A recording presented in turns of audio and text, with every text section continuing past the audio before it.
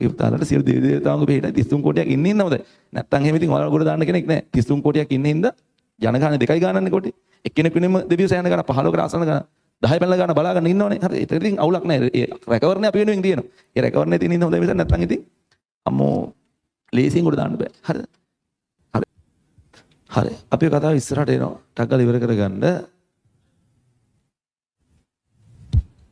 ඔයා ආවොත් මට මුලින්ම වාට උගන්වන්න පුළුවන්. ඔයා එන්නේ නැතුව හිටියොත් වාට මේ පාඩමත් අත්තරන ගණන් බවට පත් කරගන්න පුළුවන්.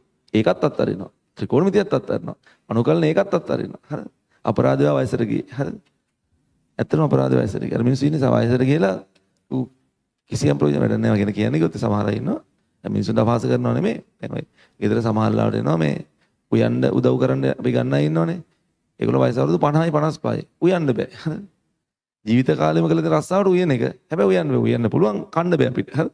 එයාට උයන්න පුළුවන්. හරිද? ඊට වඩා අපිටත් උයාගත්ත හැකි. හදිසියට. හරිද?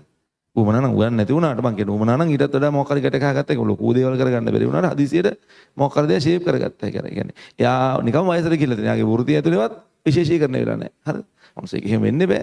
රස්සාවටම කරලා තියෙන උයන එක උයනේවා නිතර කන්න බෑ. එහෙම මට ඉස්සර ජීවිතේ හැම එකකින් මම කරලා දැන් මොකක් හරි මිනිහෙක් හිතන්නකෝ පාර මේ තනකොළ කපනවා කියලා. රස්සාවට තනකොළ කපපු එකට අපිට තනකොළ කපන්න පුළුවන් වෙන්නේ බෑ. හරිද? අපි හදිසියේ තනකොළ කපනකොට නමුත් උඩ තනකොළ කපා ගන්න බෑ. ඌ කරපුවා මේකේ බඩු තැන් තැන් වල නම් දාලා යන්නේ. ඌ ඒක ඉගෙනගෙන නැහැනේ. ඒ වගේ සමහර අය මැස් කරන දැන් ඊයේ මේ සෙන්සුරාද ගම්පහ පන්ති දෙනවා ළමෙක් මට ඒ වගේ ඉන්නවා. ඒ නිසා මේ කියන්නේ කමන්න විනාඩියක් අරන් කියන්නම් ඈ.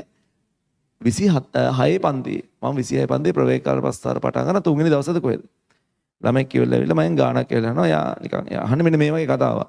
අර ප්‍රවේගය මොකද දුරක් යනවා වී බෙදී කාලයක් වී බෙදී මෙෆ් දන්න 3යි වී බෙදී ෆොන්නම කොහොම කියන්නේ මම ඉතින් කියනවා පන්තිදී කතා කරන භාෂාව මේක පොදු හරි අරන් ලියන්නත් පුළුවන්. කතා කරන භාෂාවේ වී බෙදී මෙෆ් පද 1යි වී බෙදී මෙෆ් පද 3යි එව්ව හතර මොන හරි එව්ව එහෙකට එව්ව තුනකට එව්ව හතරක් කියන්නේ එව්ව අටක් නේ කියලා ඔන්නෝම කියලා ළමයා ඔන්නෝක පැටලලා තමයි මම ඇවිල්ලා හැව්වේ. එයා මේ සෙන්සර් තමයි අලුතෙන්ම පන්තියට ඇවිල්ලා තියෙන්නේ. මං උගන්න තුන්වෙනි දවස් වගේ. එතකොට මම ඇවිල්ලා මේ කොහොම ඉතින් කියලා දුන්නා. කියලා දීලා අතේරුණයි කියලා කිව්වා. ඊට පස්සේ මේ මට එදා ආවක මම ඊට පස්සේ ලියලා දෙනවා අලුතෙන්ම ආපු ළමෙක් හින්දා.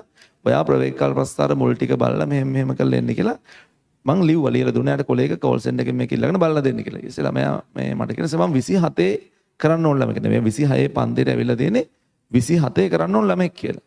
මං කොහෙනම් ඔයා හොඳයිනේ මේ අවුරුද්දක් කලින්නේ හැබැයි පුතේ පොඩ මහන්සි වෙන්න ඕනේ. මහන්සි වෙන්න නැතුව නිකාම්ම හිටියා කියලා මේක හරියන්නේ නැහැ. මම මහන්සි වෙන්න ඕනේ. මේ පාඩම් ටික මම ලියලා දෙන්නම් පිළිවෙලට. අර පව් ඉතින් මමත් ඉතින් එහෙන ගුණානේ මම පව් ඉතින් කියනවා හත්භාවයෙන්ම කියනවා ගුණා වගේ වෙලාවත් තරම්. හරිද? මං කියනවා වාට එහෙම ස්ට්‍රෙස් එකක් නැතුව ඔයා පාඩම් ටික හිමින් බලාගෙන යන්න 27 ටික හොඳටම කරන්න 26 ටික පීඩනයක් නොවන ආකාරයට පැත්තකින් බලා යන්න කියලා. ඉතින් මම කියනවා සර් මම 24 එන්නේ නැහැ කියලා.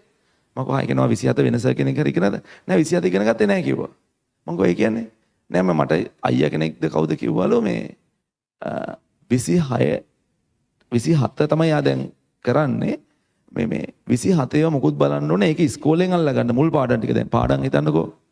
ඒලෝ සිලබස් කියන්නේ මේක නම් දැන් එයා එකපාරට 26 මුල බලන්න. ඒ කියන්නේ 24 ජොයින් වෙන්නෙත් නෑ. හරි දැන් මම physics වල දැන් physics වලට එයා 26 ලු මේ සෙන්සර් ජොයින් වෙලා තියෙනවා. ෆිසික්ස් පන්ති වල 26 දැන් යාන්ත්‍ර විද්‍යාව මෙවර. යාන්ත්‍ර විද්‍යාවෙන් පස්සේ තමයි ෆිසික්ස් වලට එන්නේ. හරිද? ඔයාලට මං කිව්වම තේරෙන්නේ නැති මේ කියන කතාව. එතකොට එයා කියලම 27 මගේ 26 පන්තියට එන්නේ මේ මුල් ටික නැතුව. එයා හිතන්නේ මේ මුල් ටික ඉස්කෝලේ පටන් ගත්තාම ඉස්කෝලේ මුල් ටික අල්ල ගන්නවා. පන්තිය මෙතන ඉඳන් කරා යනවා කියලා. තේරෙනවද නැද්ද මටත් කියන එක? ෆිසික්ස් වල යාන්ත්‍ර විද්‍යාව එයා තාම ඉස්කෝලේ පටන් ගන්නනේ 27 ළමෙන්නේ. තව මාස 3-4කින් ඉස්කෝලේ පටන් ගන්නවා. එතකොට එයා මිනුම් උපකරණ මාන යාන්ත්‍ර විද්‍යාව එහෙන් අල්ල ගන්නවා. එයා මෙහෙ ඉඳන් දෝලනා තරංග ඉඳන් අල්ලන් යනවා ඉස්සරහට. හරිද? දෝලනා තරංග අල්ලන්න නෙවෙයි බලන්න පුළුවන්. හරිද? තරංග බැලුව හැකි. හරිද? ඉතින් මේක හරි එහෙම සිම්පල්ම දෙයක් නම් කියන්නේ. එහෙම ඉඳන් ඇවිල්ලා මෙහෙම බලලා ඉගෙන ගන්න පුළුවන් නම් මොනවද කරන්න බැරි මේක ඇතුලේ. හරිද? මුළු ලංකාවටම කම්බයින් මැස්තියේ තියෙන 3000 ගාණක්. ෆස්ට් ෂේ සෙකන්ඩ් ෂේ දෙගොල්ලෝ මොතන ඉන්නවා. එතකොට ෆස්ට් ෂේ 1500 තිබු පරිපාලන දිස්ත්‍රික්ක 25ක් තියෙනවා. අපි හිතමු 15ක් තියෙන කියලා. එක දිස්ත්‍රික්කයට යකරු දෙන 100යි. මේ හැම ආසනයකටම තියෙන ජාතික පාසල් එකක්වත් අවම ගන්න. මේ ප්‍රධාන ගම්පහේ තියෙන ජාතික පාසල් කීපයක් තියෙනවා. දැන් මීරිකම කියන ආසනයක් ගත්තොත් එක ජාතික පාසලක් තියෙනවා. අතනගල්ල කියන ආසනයක් ගත්තොත් එක ජාතික පාසලක් තියෙනවා මිනිමම්. කොළඹ දිස්ත්‍රික්කයේ ප්‍රධාන ඉස්කෝල දකුණු කොළඹ අධ්‍යාපන කොට්ටාශේ තමයි ඉස්කෝල ඔක්කොම තියෙන්නේ. කොළඹ කොට ඔය ඔක්කොම දකුණු කොළඹ රොයල් ආනන්ද නාලන්ද DS ඉසිපතන තර්ස්තන් මහානාම ඔක්කොම දකුණු කොළඹ අධ්‍යාපන කොටස ඉස්කෝල. විශාඛා දේවාලිකා සිරිමාව ඔක්කොම දකුණු කොළඹ අධ්‍යාපන කොටස ඉස්කෝල. හරිද? ඕක ඇතුළේම ඉස්කෝල තියෙනවා. මං ඒලෝකදී ආනන්ද මැස් පන්ති පහක් තියෙනවා. හරිද? මං 99 කට මං කරදීත් මැස් පන්ති පහක්. ළමයි 200ක් ඒතරත් විභාගයට යනවා ඉස්කෝලේ. දැන් කීයක් ඇද ඉංග්‍රීසි මීඩියම් පන්ති යනවා නම් රොයල් එකේ පන්ති කීයක් ඇද? ඉතින් මේ සමස්ත ලංකාවටම තියෙන්නේ මෙච්චර ගාණ. හරිද? ඒ 3000 ගාණ ෂයි දෙකම එකතු ගත්තා. හරිද? කොහේ ලංකාවේ මොන දිස්ත්‍රික්කයකට ගියත් ඈතට ගියත් මොණරාගල ගියත් ජාතික පාසල් එකක් හෝ දෙකක් තියෙන ඒ ආසනයකට දාලා. එහෙනම් තමයි ජාතික පාසලක් ඇදලා තියෙන්නේ. එතකොට එච්චර දෙයකදී මේ ළමයි ආන්ත්‍ර විද්‍යාව මිස් කරලා ෆිසික්ස් ඉගෙන ගන්න දෙවෙනි එකද. එළවන්න කවුරු හරි අයියා කෙනෙක් උපදෙසක් දීලා තියෙනවා. ඒ වෙලේ හිටියා අපි ඉන්ස්ට්‍රක්ටර් ළමයි දෙන්නෙක් විතර හිටියා. ඒ ළමයි දෙන්න හිනා. ඉතින් මං ඉතින් ගොඩක් හිනා උනේ හරි නෑනේ. හරි. එහෙම හරි නෑනේ මිනිහෙක්. මූණට දමලා ගහන්නේ හරි නෑනේ. හරි. මං ඉතින් මෝඩයා වගේ හිටියා. හරිද? මේ මං එහෙම නිකන් හිටියා. මේ කොහොමද මෝඩයා වගේ පේන්නත් ඇති මාව. හරිද? අමුතුවෙන් මං ඉන්න ඕනේ. අර පේන්නෙත් එහෙමද දන්නේ. මං කව කමන්නේ පුතේ අර අයියාලා දෙන්නගේ මේ අයියලා දෙන්න මේ තුනක් ගත්ත අයියලා දෙන්නේ. පස්සේ වට චුට්ටක් අහගන්නකෝ ඒ අයියලා දෙන්නගේ වැඩ කරන්නේ කොහොමද කියලා. මේක එහෙම වාක්‍යයෙන් විතර එන සරල කාරණයක් නම් මිනිස්සු කීයක් මේකට වෙලේ ගනේද? හරිද? මේ දවසෙන් ඒ ගන්න පුළුවන් මාසෙන් ඒ ගන්න පුළුවන් කියලා කිව්වේ. එහෙම ගන්න පුළුවන් නම් ඒ පන්ති වල මුලින් ඉඳන් හිටපුවටත් කොහොම තියෙන්න ඕන? හරිද? එහෙම නෑ. ඉතින් ඒක තමයි කතාව. ඊට වඩා ඉතින් වාක්‍යයෙන් සාගත වෙන්න මම එකයි කියන්නේ එහෙම හරියේද මිනිස්සු අනිත් අල්ලපු ගෙදර ළමයි අවුරුද්දක් කලින් කරා කියලා. මට අවුරුද්දක් කලින් කරන්න පුළුවන් කියලා කියන්න බෑ. මට ඒකට එෆර්ට් එකක් දෙනවා නම් පුළුවන්. ඇත්තටම ඉස්සරට වඩා දැන් තියෙන වාසිය ඔන්ලයින් එකක් තියෙනවා. බැරගොත් ළමයි රෙකෝඩින් එක බලන්න පුළුවන්. අර මාර ඔපචුනිටිස් ගොඩක් තියෙනවා. ඔපචුනිටිස් ගන්නේ නැතුව හරිද? ඔපචුනිටිස් ගන්න නැතුව නිකන් ඉඳලා කියලා කියනවා ස්විමින් මොකුත් ඉගෙනගෙන නැහැ. එක පාට කොහේ හරි තියෙනවා ස්විමින් තරඟාවලියක් තියෙනවා කම්පිටිෂන් එකක් තියෙනවා ටූර්නමන්ට් එකක් තියෙනවා. ඒ කම්පිටිෂන් එකට කියන මොකාර තෑග්ගක් දෙනවා කියලා. ඒක වින් කරපුවම කාර් එකක් දෙනවා කියලා කියනවා. හරිද? මොකාර මුදේ ජීවිත ආරක්ෂක මේ නිකන් ස්විමින් පූල් එකේ ගන්නේ මුදේ ලයිෆ් සේවිං තරඟාවලියක් තියෙනවා කිලෝමීටර් දෙකක් පීනලා එන්න ඕන කියලා කියනවා. ඒක දිනුවම කාර් එකක් දෙනවා. නැත්නම් නැවක් දෙනවා කියලා හිතන්නකෝ. හරි. මුදේනේ. නැවක් දෙනවා.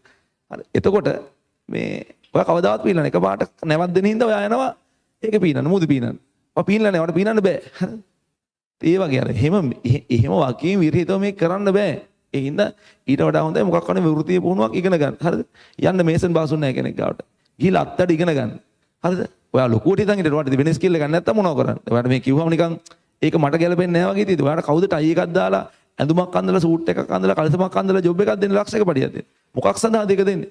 ඔයාගෙන් පුළුවන් ද අනිත් එක්කෙනෙක්ගේ නොකරන දෙයක් කරගන්න. එහෙම නැත්තම් ඔයා ඒකට සූදානම්. මම මේ සමහර අය දැක්ක නිසා මේ කියන්න හිටපු එක නෙමෙයි කිව්වේ. හරි. උදේ පාන්දර කියන්න හිටපු එක නෙමෙයි සමහර අයට ගිය සතිය උගන්නපු ටික බෑ. ඉතින් ගිය සතිය බලලා නැහැ. ඔය ඉන්නවා ඉතින්. හරි. හරි. ඒක තමයි මම කියන්නේ. සරත් අන්දසිරි මහත්තයා සින්දුවක් කියනවා අහලා ඇති නේද? මගේ රට දළදා හිමි සරණයි කියලා. හරිද? අතීතේ කිව්වේ හරිද? ඔයගොල්ලෝ සමහර අය මතක් කරා. රටට දළදා හිමි සරණයි මගේ දැයට දළදා හිමි සරණයි කියලා. එයා කලින් ඉඳන්ම ඕක කිව්වේ. මේ සමහර අය මතක් කරලා. හරිද? හරි අපි කරයියම්. හරිද? ඒ උතාලට සියලු දෙවි දේවතාවුන්ගේ පිටයි 33 කෝටියක් ඉන්නේ නේද? නැත්තම් එහෙම ඉතින් ඔයාලා ගොඩ දාන්න කෙනෙක් නැහැ. 33 කෝටියක් ඉන්නේ හින්දා ජනගහනේ දෙකයි ගානන්නේ කෝටි. එක්කෙනෙක් වෙනෙම දෙවියෝ සෑහන ගන්න 15කට ආසන ගන්න 10 පැනලා ගන්න බලාගන්න ඉන්නවනේ. හරි. ඒක ඉතින් අවුලක් නැහැ. ඒ රැකවරණේ අපි වෙනුවෙන් තියෙනවා. ඒ රැකවරණේ තියෙන ඉන්න හොඳයි මිසක් නැත්තම් ඉතින් අම්මෝ ලේසියෙන් උඩ දාන්න බෑ. හරිද? හරි. අපි ඊළඟ ගන්න. හිතට අමාරු ඒකයි මේ කිව්වේ. හරිද? මොන සතුටක්වත් නැහැ. යකෝ මම මේ කොහොම මුලින් ඉඳන් උගන්නගෙන ඒද්දි ඒක බල්ලෙන්නේ නැතුව අපන් වෙන එක හොම්බට දෙයක් අයින්න. ඔයාට ඉන්න ඉතින් එහෙම කියන්නේ නැහැ. හරිද? වෙන එක නේ හොම්බට දෙයක් අයින්න ඕනේ. එහෙමයි ඉන්නව මෙතන ඈ. හරිද? පුළුවන් නම් යන ගන්න ඕනිකයි නිකම ජාතිය. මම අයින්න තුන්නේ. හරිද? අපි මේක